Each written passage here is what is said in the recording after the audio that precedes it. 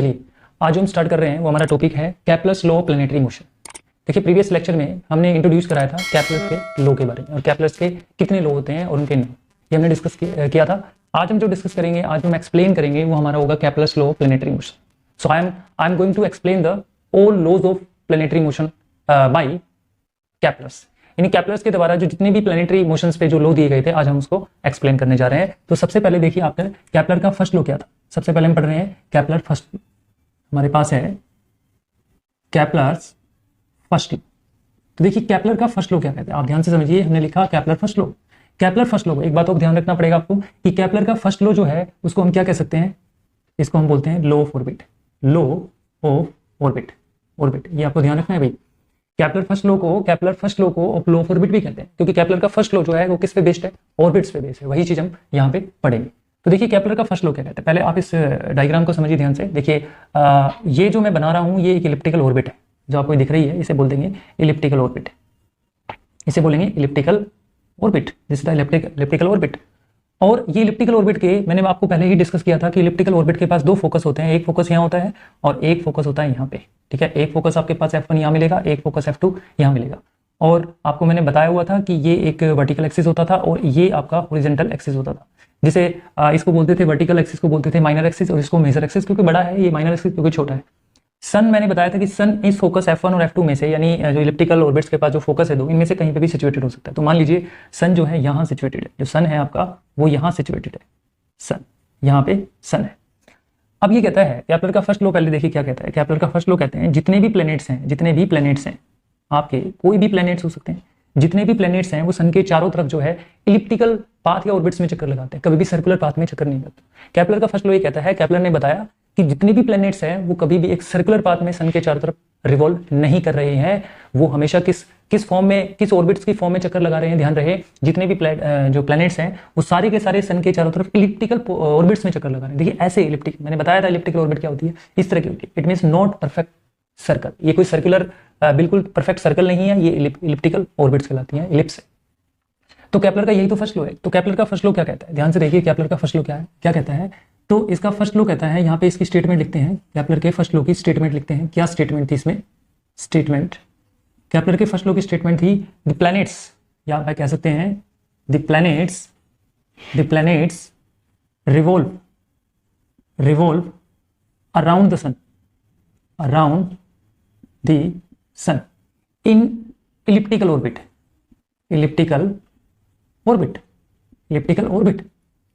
and sun situated at the one foci, या आप ये कह सकते हो one focus of two foci of ellipse या elliptical orbits, elliptical ऑर्बिट। यहां पे देखिए ये स्टेटमेंट दी थी आपके कैप्लर के फर्स्ट लॉ ने। कैप्लर ने बताया कि the planets revolve around the sun in elliptical orbit and sun situated at the one focus of the two foci of the elliptical orbit. इसका मतलब इस इलिप्स के किसी दो फोकस के, यानी F1 या F2 में से कहीं पे भी सन आपका सिचुएटेड होगा और जितने भी प्लैनेट्स इसके चारों तरफ चक्कर लगा रहे होंगे वो इलिप्टिकल पाथ में या इलिप्टिकल ऑर्बिट्स में रिवॉल्व कर रहे होंगे। इसका मतलब इसका नाम तभी तो लॉ ऑफ ऑर्बिट पड़ा, क्योंकि इन्होंने ऑर्बिट्स के बारे में जिक्र किया और प्लैनेटरी मोशन में जो प्लैनेट्स के मोशन के बारे में इन्होंने बताया कि सारे जो जितने भी प्लैनेट्स हैं वो सन के चारों तरफ जो रिवॉल्व कर रहे हैं वो एक्चुअल में इलिप्टिकल ऑर्बिट में रिवॉल्व कर रहे हैं, सर्कुलर पाथ में रिवॉल्व नहीं कर रहे हैं। ऐसा अगर आपने बनाया, वो चीज़ आप ऐसा करते हैं, लेट अस कंसीडर कि ऐसा होता कि आपके पास यहाँ पे सर्कुलर पाथ में जो सन है वो रिवॉल्व कर रहा होता, ऐसे ये सन बीच में ले लिया हमने और हमारे पास जो प्लैनेट है वो चक्कर लगा रहे हैं ऐसे, तो ये कहना गलत हो जाएगा। ऐसा नहीं होता है, ऐसा नहीं होता। अकॉर्डिंग टू कैप्लर्स ने ऐसा बताया कि ऐसा नहीं होता है कि ये जो ऑर्बिट्स है वो सर्कुलर नहीं होगी बिल्कुल। प्लैनेट जो है इसके चारों तरफ जब चक्कर लगाएगा तो बिल्कुल सर्कुलर नहीं होगी, ये आपको ध्यान रखना है। जितने भी प्लैनेट सन के चारों तरफ चक्कर लगाते हैं वो इलिप्टिकल ऑर्बिट्स में ही चक्कर लगाते हैं, राइट। आई होप आपको समझ में आया होगा। नेक्स्ट हम समझते हैं सेकंड जो हमारे पास है वो देखिए क्या है। कैप्लर का हमारे पास जो सेकंड लॉ था वो क्या कहता है, तो आप देखिए कैप्लर सेकंड पढ़ते हैं हम, कैप्लर सेकंड लॉ। तो देखिए कैप्लर का सेकंड लॉ क्या कहता है, कैप्लर सेकंड लॉ। देखिए कैप्लर के सेकंड लॉ को एक्चुअल में ये भी कहा जाता था, आपको पढ़ा होगा, law of area, law of areas. Law of areas का मतलब यहाँ पे है कि कैप्लर का सेकंड लाइन, कैप्लर ने अपने सेकंड लॉ में ये ऑब्जर्व किया, ये बताया था अपनी स्टडी करके बताया था कि ये लो जो है ये एरिया पे डिपेंड करता है, यानी एरिया जो है एरिया के बेस पे बना हुआ है, इसलिए इसको लो ऑफ एरिया भी कहा जाता है। थोड़ा इसको समझने की कोशिश करते हैं, बड़ा ही आसान है। देखिए जैसा कि हमने बनाया कि जितने भी प्लैनेट्स हैं फर्स्ट लॉ के अनुसार जितने भी प्लैनेट्स हैं वो सारे के सारे इलिप्टिकल ऑर्बिट्स में सन के चारों तरफ रिवॉल्व कर रहे हैं। तो मान लीजिए सन या तो इस फोकस पे मिलेगा या इस फोकस पे मिलेगा, तो मान लीजिए सन या इस फोकस पे आपके पास सिचुएटेड है। ओके, अब देखिए ये कोई प्लैनेट्स आपका सन के चारों तरफ रिवॉल्व कर रहा है। सपोज कीजिए कोई प्लैनेट्स है यहाँ पे, इसकी इनिशियल पोजीशन जो प्लैनेट की है मान लीजिए ए पॉइंट पे है। आफ्टर सम टाइम हमारा प्लैनेट जो है यहाँ पहुंच जाता है, यानी बी पॉइंट पे पहुंच जाता है। कोई प्लैनेट जो है इसके चारों तरफ चक्कर लगा रहा है सन के चारों तरफ। अब देखो मैंने क्या किया, सन के सेंटर से और इस प्लैनेट के सेंटर से लाइन ज्वाइनिंग कराई ऐसे, और इनिशियल पे जब ये यहाँ था तब ये कराई। जब वो इनिशियल ए से जब बी पे आपका प्लैनेट रिवॉल्व हुआ तो इस दौरान जो टाइम लगा मान लीजिए टी टाइम लगा। कितना टाइम लगा, मान लीजिए टी टाइम के अंदर हमारा प्लैनेट ए से बी पे गया। तो देखिए ये एरिया कवर्ड हुआ। अगर हम एरिया देखें कि भाई यहाँ टी टाइम के अंदर हमारे प्लैनेट ने ए से बी में कितना एरिया कवर किया, देखिए शेडेड एरिया जो दिख रहा है इतना एरिया कवर किया। ये तब है जब हमारा प्लैनेट दूर है, ठीक है। अब मान लीजिए नजदीक की अगर हम यहाँ पे सिचुएशन देखें तो मान लीजिए प्लैनेट हमारा घूम के सी पोजीशन पे आ गया, और आफ्टर सम टाइम यानी टी टाइम के अंदर ही हमारा प्लैनेट, देखिए अब पूरी बात सुनिए मैंने क्या कहा, मैंने कहा टी टाइम के अंदर जितना टाइम यहाँ लगा उतना ही टी टाइम के अंदर हमारा प्लैनेट जो है सी से मान लीजिए डी पोजीशन पे आ गया। इसको सी से डी पे भी टी टाइम मामला हमने लिया, तो इसको लाइन ज्वाइनिंग कराएंगे। प्लैनेट अब यहाँ आ गया तो यहाँ से लाइन ज्वाइनिंग होगी, प्लैनेट यहाँ आ गया तो यहाँ से लाइन ज्वाइनिंग हुई। अब आपका एरिया जो है ये शेडेड होगा, राइट। थोड़ा सा आप इसको कर सकते हो इधर, तो हमारे पास यहाँ पे प्लैनेट मान लीजिए डी, यहाँ डी पे आ गया, ठीक है भाई। प्लैनेट जो है हमारा यहाँ डी पे आ गया। अब देखिए ध्यान से देखिए, यहाँ पे भी टी टाइम है और यहाँ पे भी टी टाइम है। हमारा प्लैनेट जो ए से बी पे रिवॉल्व हुआ तो इतना एरिया कवर किया। हमारा प्लैनेट जो टी टाइम के अंदर सन के चारों तरफ रिवॉल्व कर रहा है तो सी से डी पे गया, तब ये एरिया कवर हुआ है। तो याद रखिए जो केपलर के सेकंड लॉ ने यही तो बताया था कि जो प्लैनेट चक्कर लगाते हैं जब सन के चारों तरफ, तो दिए हुए इक्वल टाइम के अंदर जो एरिया स्वाइप करते हैं, जो एरिया स्विप्स करते हैं, यानी एरिया जो कवर करते हैं या एरिया कवर करने में टी टाइम के अंदर जो सेम टाइम के अंदर जो एरिया कवर करते हैं वो सेम करते हैं। ध्यान रखना, टी टाइम के अंदर प्लैनेट जो ए से बी पे गया तब ये एरिया, और जब आपका सी से डी पे गया आपका प्लैनेट्स, और टी टाइम सेम के अंदर जो एरिया कवर करेगा वो सेम करेगा, ये आपको ध्यान रखना है। तो आई होप कि आपको समझ में आया होगा। तो इसकी स्टेटमेंट देते हैं। देखिए तो इसकी स्टेटमेंट क्या है, देखिए स्टेटमेंट है, तो इसकी स्टेटमेंट ध्यान से देखिए। इसकी स्टेटमेंट है, आप कह सकते हो यानी प्लैनेट्स, यानी आप कह सकते हो each planet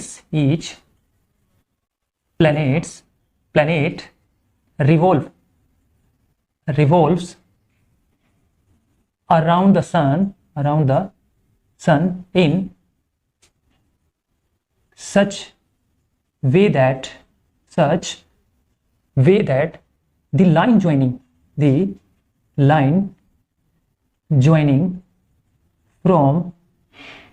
from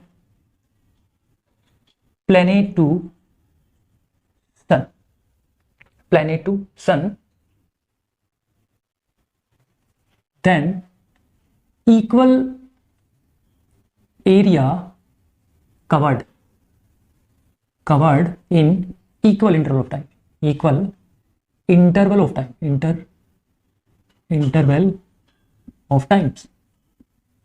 of times।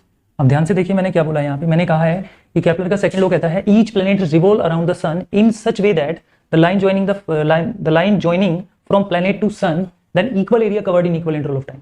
इसका मीनिंग क्या वो देखिए, केपलर के सेकंड लॉ कहता है कि जितने भी प्लैनेट जो है सन के अराउंड जब चक्कर लगाते हैं तो किस वे में चक्कर लगाते हैं कि उनकी जो लाइन ज्वाइनिंग है प्लैनेट से और सन के, यानी प्लैनेट से और सन के बीच में जो लाइन ज्वाइनिंग है, ऐसे ही प्लैनेट और सन के बीच में जो लाइन ज्वाइनिंग है, इनके सेंटर से जो लाइन ज्वाइनिंग, देखो लाइन ज्वाइनिंग से जो इक्वल एरिया कवर किया जाता है इक्वल इंटरवल ऑफ टाइम की। जितना एरिया ये कवर हुआ है उतना ही एरिया यहाँ पे भी कवर हुआ है।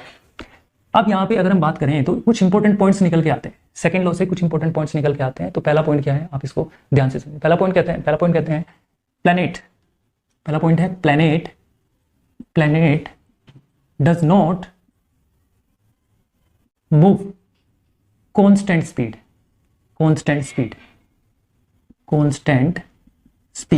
पहला पॉइंट सबसे इंपॉर्टेंट है, the planet does not move constant. इसका मतलब ये हुआ कि आपका जो प्लैनेट है वो कांस्टेंट स्पीड से मूव नहीं कर रहा। भाई करता तो देखिए यहाँ से ए से बी, देखो ये आपको दिख रहा है, ये डिस्टेंस काफी ज्यादा लग रही है, यहाँ पे डिस्टेंस ज्यादा कम लग रही है, ये कम लग रही है, यहाँ पे डिस्टेंस ज्यादा लग रही है ना। तो इसका मतलब ये हुआ ये कम डिस्टेंस कवर की गई, उतने ही टाइम में ये ज्यादा डिस्टेंस कवर की गई। इसका मतलब स्पीड में डिफरेंस आ रहा है, राइट, आ रहा है। तो यहाँ पे planet does not move constant speed, it means यहाँ पे कह सकते हैं इट मीन्स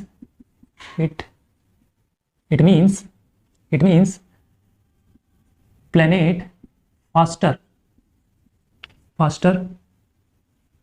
मूव्स प्लैनेट, आप यहां पे कह सकते हो it means planet faster move when it is nearer to the sun, whereas planet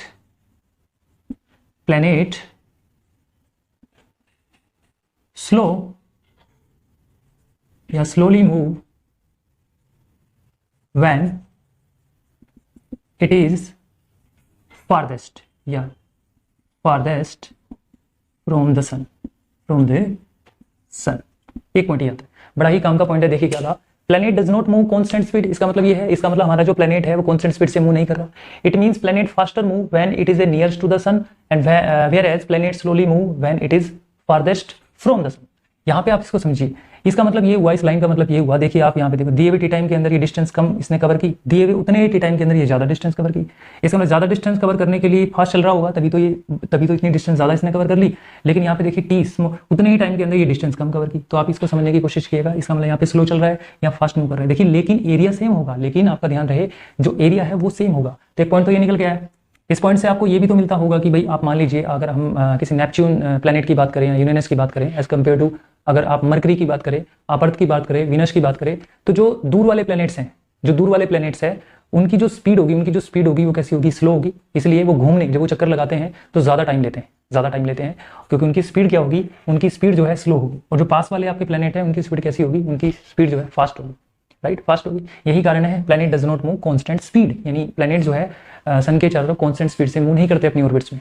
दूसरा पॉइंट जो है आपका इंपॉर्टेंट, देखिए वो क्या है। दूसरा पॉइंट आप देखिए, बड़ा ही इंपॉर्टेंट पॉइंट है आपके पास। अगर हम बात करें किसकी, कि जो आपका प्लैनेट है वो जब किसके चारों तरफ, सन के चारों तरफ घूमता है, तो उसका सभी प्लैनेट का जो टाइम पीरियड है वो अलग अलग होता है। अलग अलग इसलिए होता है क्योंकि यहाँ पे हमने देखा कि स्पीड भी अलग अलग होती है। तो आप, आई होप यहाँ पे इतना ही काफ़ी है, इसी में सारे पॉइंट्स आ गए आपके पास। तो आपको ध्यान रखना है कि मैंने क्या बताया यहाँ पे, यही कहलाता है लॉ ऑफ एरियाज, क्योंकि यहाँ पे जो एरिया वाली बात जो है ना वो एरिया है इक्वल यहाँ पे, इसलिए इसमें हमने लिखा। ओके, अब नेक्स्ट हम यहाँ पे पढ़ते हैं, नेक्स्ट आपके पास थर्ड लॉ आता है। देखिए नेक्स्ट लॉ जो आता है वो थर्ड लॉ के पास, थर्ड लॉ। तो देखते हैं थर्ड लॉ क्या होता है आपका। अभी हम थर्ड लॉ पढ़ने की कोशिश करेंगे कि थर्ड लॉ क्या होता है। तो देखिए केपलर का थर्ड लॉ क्या कहता है, केपलर का आपके पास थर्ड लॉ क्या कहता है, थर्ड। तो यहाँ पे केपलर थर्ड लॉ, इसे हम कह सकते हैं लॉ ऑफ पीरियड, इसे कहते हैं लॉ ऑफ पीरियड, मतलब टाइम पीरियड। तो केपलर थर्ड लॉ क्या कहता है, देखो केपलर थर्ड लॉ जो है टाइम के ऊपर बेस्ड है। प्लैनेट्स, कौन से प्लैनेट्स, यानी किस ऑर्बिट्स के प्लैनेट्स या अलग अलग ऑर्बिट्स के प्लैनेट्स जो है जो टाइम पीरियड लेते हैं एक रिवोल्यूशन का, वो सबका अलग अलग होता है। इसी के बेस पे इन्होंने प्लैनेटरी मोशंस में प्लैनेट्स के मोशन के टाइम पीरियड के बारे में इन्होंने बताया। तो लॉ ऑफ पीरियड की बात हम कर रहे हैं, इसको केपलर थर्ड लॉ को लॉ ऑफ पीरियड इसलिए कहा जाता है क्योंकि टाइम पे बेस्ड है। तो इन्होंने देखिए क्या कहा, इन्होंने कहा इनकी स्टेटमेंट के अकॉर्डिंग, सबसे पहले आप इसको समझने की कोशिश करिए। इन्होंने कहा कि जो आर क्यूब है वो डायरेक्टली प्रोपोर्शनल है टाइम स्केयर ऑफ टाइम के। इस चीज को समझिएगा, ये आर क्या है, सबसे पहले समझिए आर क्या है। जो ये बड़े वाले एक्सिस है, मेजर एक्सिस है, देखो ये जो दिख रहे हैं आपके पास, ये भी एक लाइन ज्वाइनिंग है, ये भी एक लाइन ज्वाइनिंग है, ऐसे ये भी वाली लाइन ज्वाइनिंग है, राइट, ये लाइन ज्वाइनिंग है आपके पास, राइट। तो मैंने आपसे बताया था कि भाई ये आपके पास क्या होती है, ये वर्टिकल एक्सिस होती है, ये एक हॉरिजॉन्टल एक्सिस होती है, ठीक है। तो इस इलिप्टिकल ऑर्बिट्स की जो रेडियस होती है, रेडियस, या आप ये कह सकते हो, देखो आप इसको समझिए, आप ये भी कह सकते हो, जो बड़ी वाली इसके पास यहाँ पे रेडियस है इस इलिप्टिक, देखिए यहाँ सन से और प्लेनेट के बीच की बड़ी वाली जो एक तरह से देखें तो डिस्टेंस जो है वो ये है। तो ये आपके पास हो गई आर, ये आर का काम कर रही है।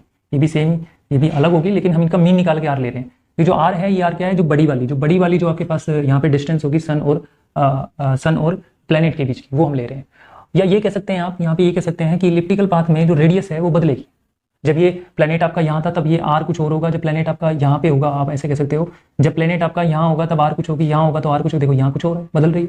तो आप ये समझिए, जिस सन के बीच और प्लेनेट के बीच में जो आर है, ये आर जो दिख रहा है आपको, ये क्या है आर एक्चुअल में, ये आर एक मीन डिस्टेंस है, मीन डिस्टेंस जो आपको आर दिख रही है, इस आर को आप कह सकते हो mean, cube of mean distance between planet and sun. मैंने शॉर्ट में लिख दिया प्लैनेट्स एंड सन।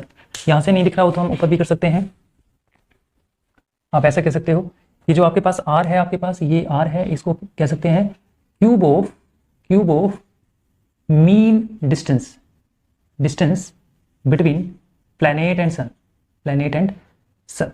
और जो टी आपको दिख रहा है, ये टी क्या है आपके पास? Time period, time period, time period of planet. ये प्लैनेट्स के टाइम पीरियड है टी।